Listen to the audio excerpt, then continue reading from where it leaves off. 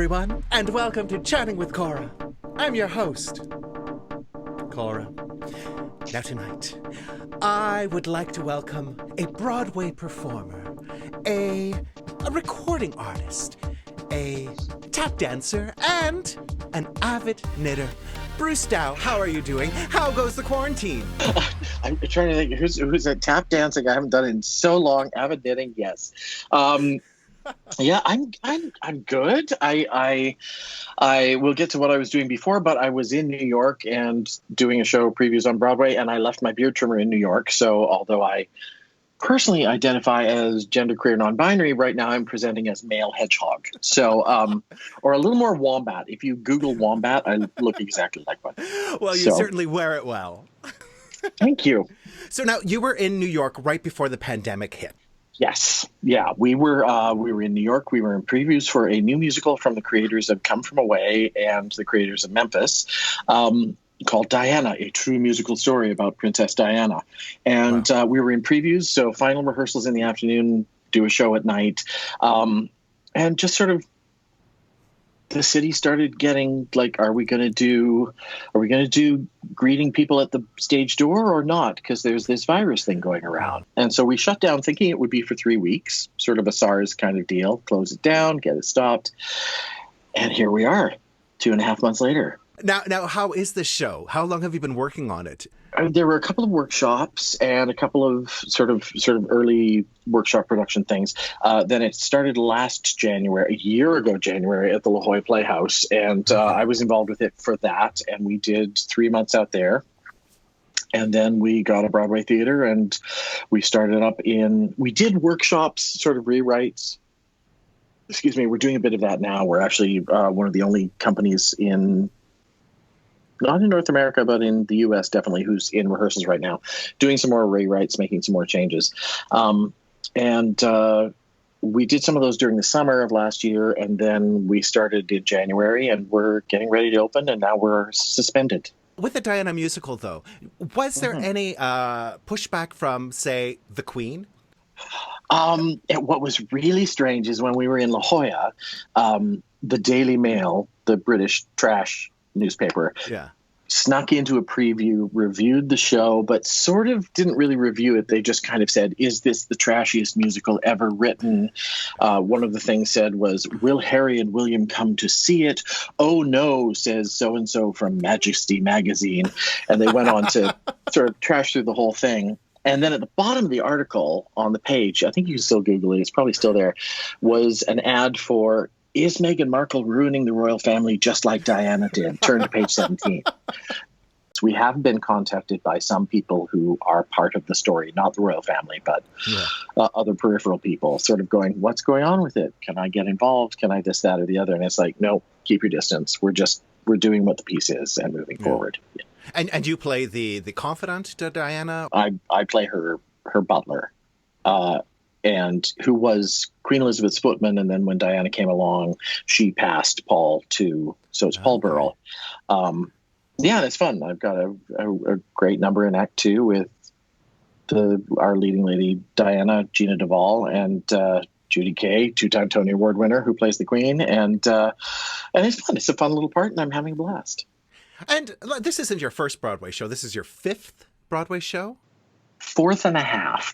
I did Jane Eyre, Music Man, Jesus Christ Superstar, and this one, which were the full things. I did a benefit performance of, it was a series of performances of Anything Goes at Lincoln Center Theater, which was the revival of the 80s cast with Patti LuPone and Howard McGowan and whatever. So we did but it was a fundraiser. So it wasn't quite a full production. So that's my half. And in Jesus Christ Superstar, you were Herod, which is a great part because I think you're only in the second act.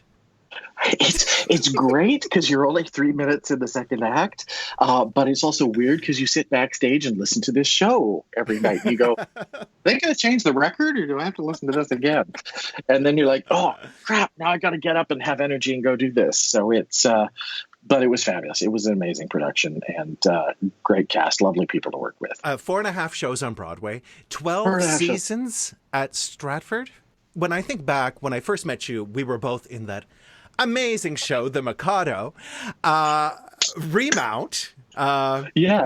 I actually sort of slid into your role. You Yes, had slipped into a lead role for Nanki Poo, and then I was a swing, and I went and then did your track. Track. Yeah. Yeah. Stephen Sims, who a beautiful actor and singer who was playing Nanki Poo, had an injury, and as happens in long runs, and so I popped in, and then you popped into me, as it were. I know. And do you think nowadays? Do you think we could ever do that show again?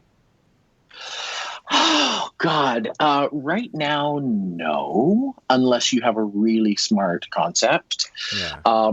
Because we were literally in like Asian makeup, Asian bald wigs, and it's yeah. But at the same time, I mean, it's the piece was written as a social satire on British society, and using the trend of Orientalism at the time to make fun of itself. So I'm hoping we get to a time where we cannot have actors play other races. That's not the point.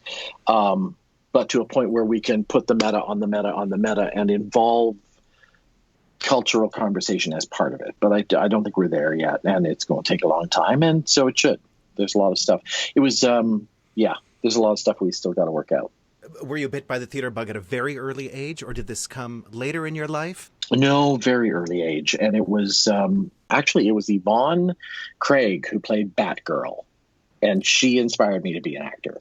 I just went, she gets to wear kicky little heels and this tight leatherette suit. She gets to kick and stop the bad guys and be cool, and then be a demure little girl by day. And I just thought, this is, wow, what an adventure to be that, you know?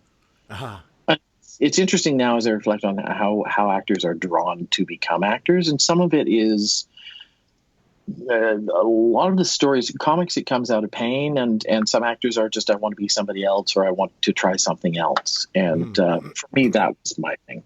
I had a great childhood, but at the same time, I just wanted to do something else. And being a little queer child, I didn't feel I was myself or could be myself around people until I was somebody else. And you've been very out and open throughout your career. So I just sort of decided early on I was just going to be out because I just was so happy to be out. Mm-hmm. Once those barn doors were kicked open, the horse was free, and there was no putting her back in the barn. So yeah, it's I've always been open about it. Yeah, and speaking of buddies, which I love, you've done the Pig Show, which I remember, which I loved, and did you get a door for that? Both of my doors are for works at Buddies. The first was the Monstrous Child, the Gaga musical, a piece about, not so much about Lady Gaga, but about artistic appropriation, where she's taken a lot of her ideas from. An amazing piece by Alistair Newton. I was Lee Bowery in that, which was mind-blowing. And then for Pig, which was an exploration of the underground S&M pause parties in London of the sort of turn of the century. And so no, Buddies is a place very dear to me because they've let me expand as an artist and do things that I didn't know I could do. All right, Bruce Dow, are you ready for your 11 questions? Okay, yes, no, okay. Yes, do it.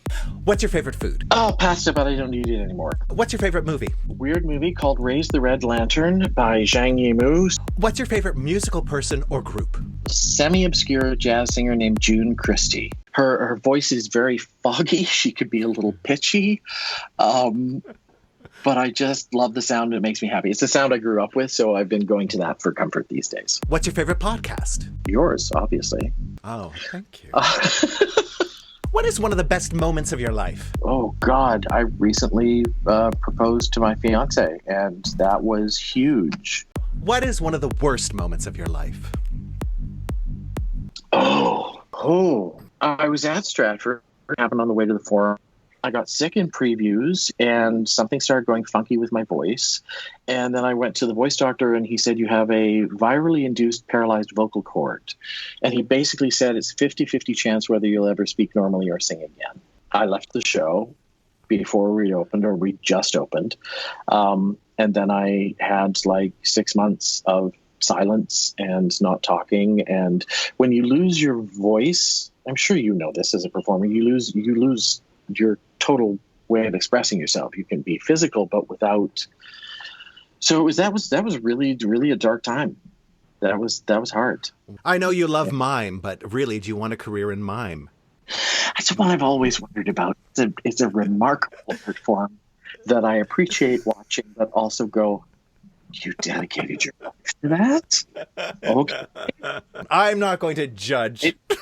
Who am I? Says me in a wig. That's not your natural hair? It's a henna rinse. How are you feeling in your quarantine time?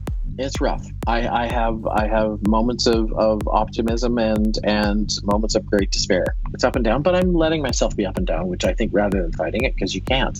When the pandemic is over, what's the first thing you're going to do?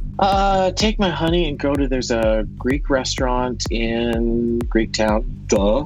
We're going to have a bottle of wine, have some Mikado, and have a lovely dinner and sit outside. Now, Bruce, if we were to go on a date, where would you take me? And what would we do?